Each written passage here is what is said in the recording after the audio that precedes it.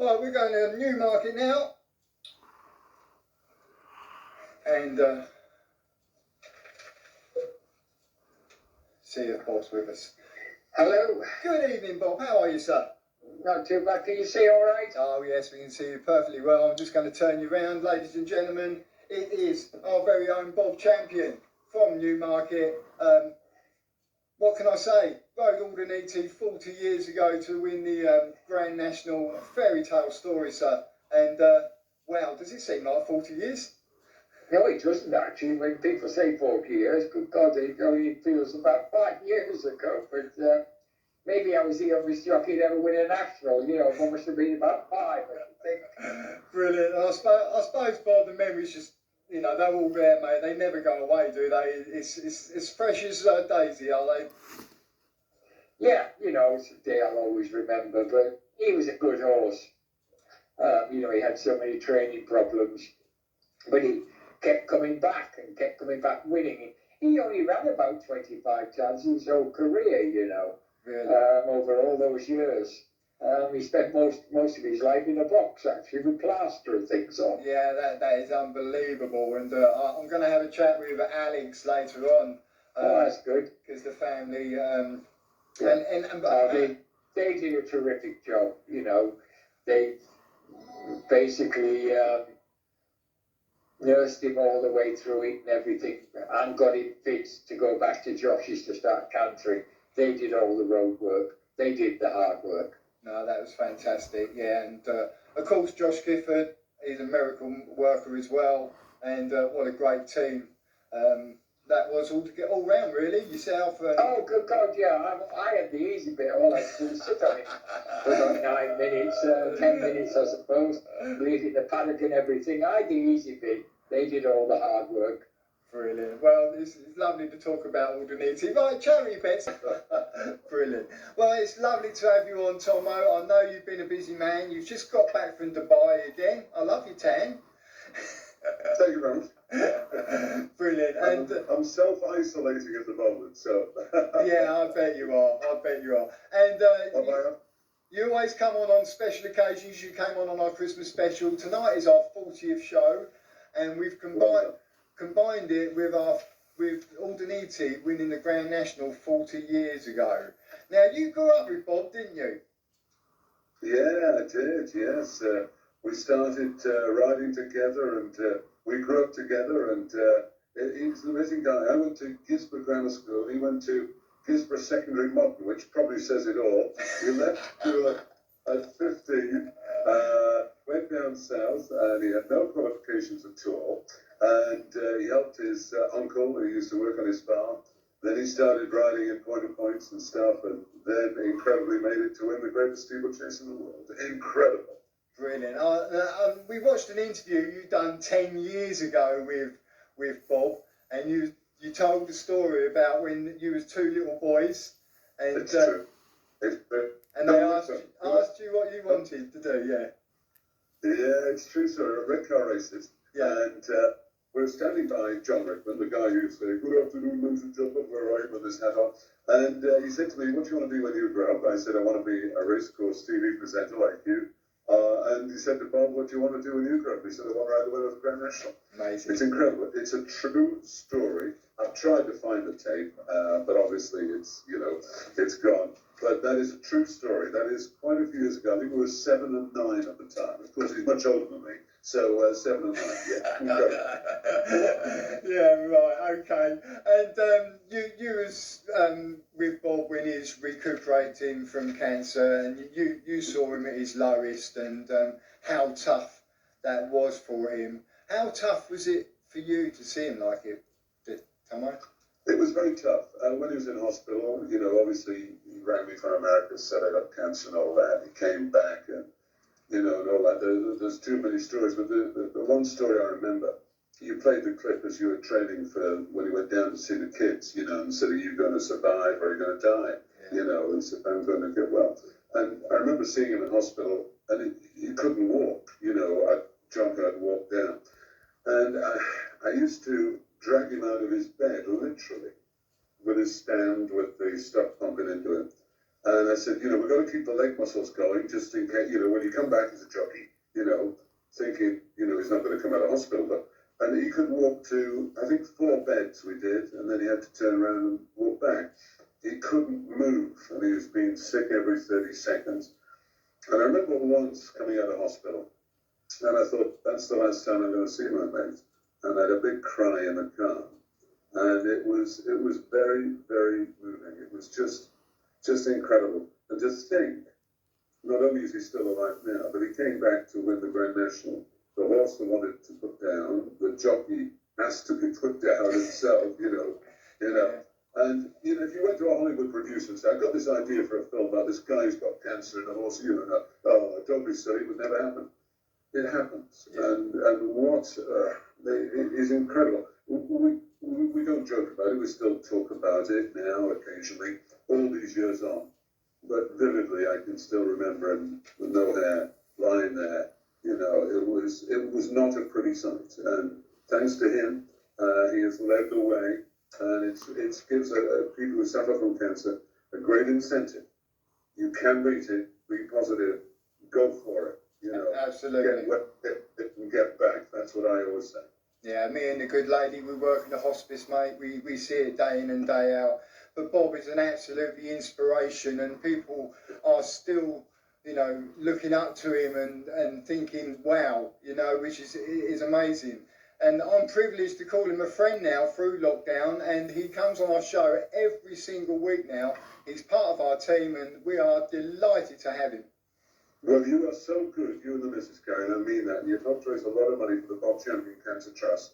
So, in a sense, that will then help. And he's told you all about the place at Norwich, you know, the research centre. And it's so good. And what I like about him, he's just a normal bloke.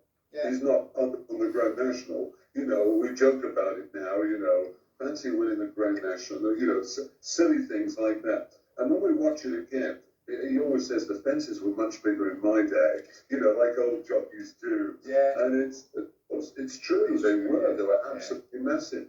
And I'll never forget what he said. Josh Gifford, you know, he was leading him round at the start. He says, if you win this race, I'll stop smoking.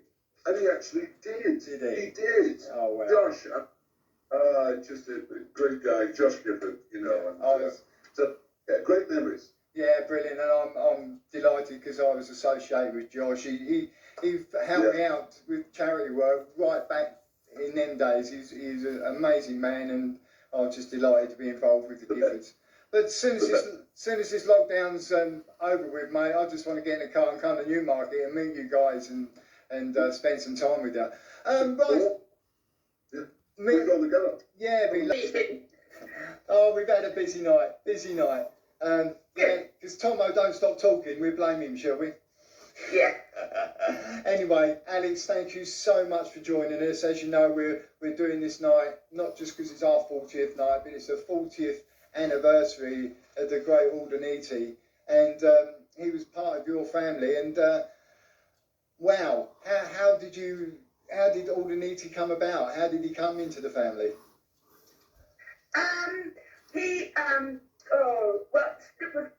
Dad bought him from Josh Gifford. Dad came from America, and he had a really good friend years ago called Tommy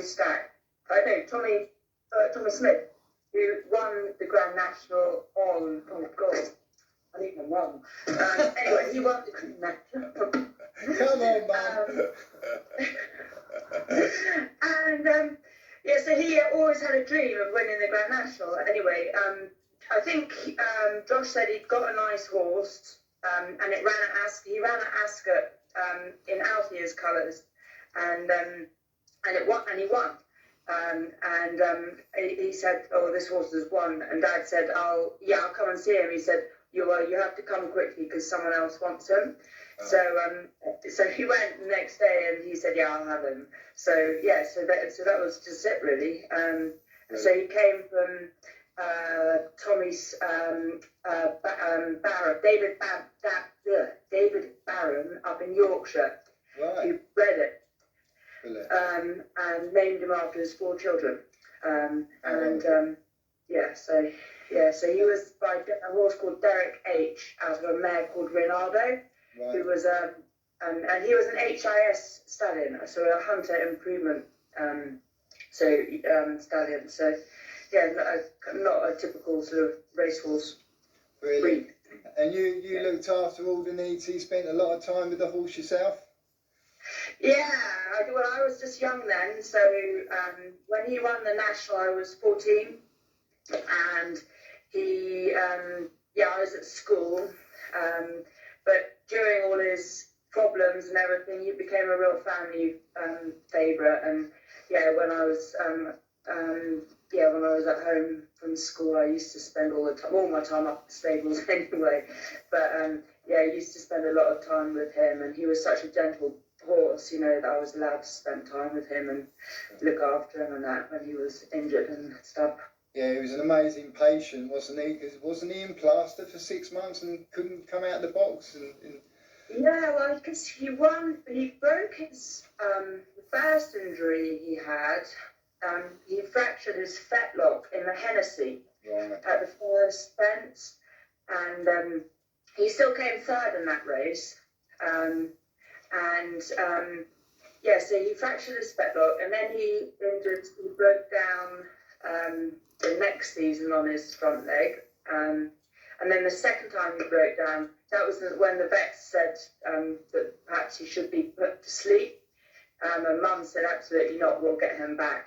And obviously it was because Bob was having treatment for his cancer then, and it was just a dream that we all had.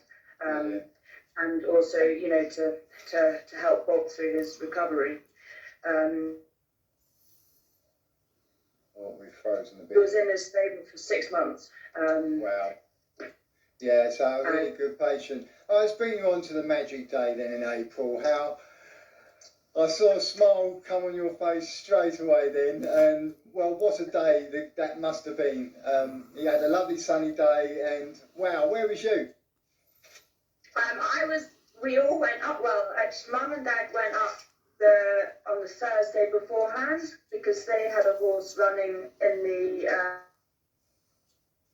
and really sadly, he again was another favourite of ours. He was called Stone Park, and he had a nasty accident, and they were like, shall we run Aldenisi? And they were like, no, yes, we're definitely running him, and it was just magical. But I went up on the Friday with my brothers, so that was a long road trip with them in the car. I have 3 brothers, and we stayed the night, and it was just like, it was almost like a dream fairy story all the way through. It was like everything was meant to sort of happen. It was amazing, and Bob was there, and Joe, and obviously Josh and Alf here, and we walked the course in the morning and saw Neaty and Bob on the racetrack have their, they do their little warm up in the morning, and and I remember, actually, I think, we were having breakfast. We came back, and then we had some breakfast in the hotel, and Bob came down and he said, I'm so nervous. He said he just tried to brush his teeth with his aftershave. So he put his aftershave on his toothpaste, on his toothbrush. Oh, brilliant. So we went, and it was, again, I remember I had to wear a horrible, my mum bought me a jacket that I didn't want to wear. Oh, brilliant. Yeah, well... But as the race unfolded, it was like the film, really. It was unreal. And then at the end, when he won, and we were on the stands way up top, and we had to get down from the top of the stands, and everyone, and they were really old stands, and probably not very health and safety nowadays. But I remember Mum saying, push, kick, shove, and everyone, we've won the Grand National, and we all got lost, and Mum held on to Nietzsche's tail to get her into the winner's enclosure. Brilliant. And I was kind of lost somewhere, and some policeman found me and said, and I said, that's our horse, and he escorted me into the race. Oh, very well. Amazing story, fantastic. I feel absolutely privileged having you on, Alex, because I was associated with Josh. I knew Josh well. I actually knew Peter Double as well, who led Audinetia. Oh, yeah. And well, I'm very friendly with his ex-wife Carol actually. And yeah, no, I know Carol. She comes round with us to do the X-rays for the horses and that. Yes, at Sussex Equine Hospital. So. Oh yeah, lovely girl. And yeah, so I've been very lucky. And Bobby's a member of our team here. He comes on with us every Friday night. So we're very grateful. And you do a lot of charity work for the Bob Champion Cancer Trust, don't you? Yeah, I do a lot. I think I've raised probably over 100 over the years. Like even when I was little, I used to do it, nearly £100,000, and still doing it. I did the Mongol Derby, which is a 1,000-kilometre horse race, and then obviously during lockdown it's a little harder to do stuff. But I've been organising an online horse show, a virtual horse show, so that keeps me busy. Brilliant, and you've got a category there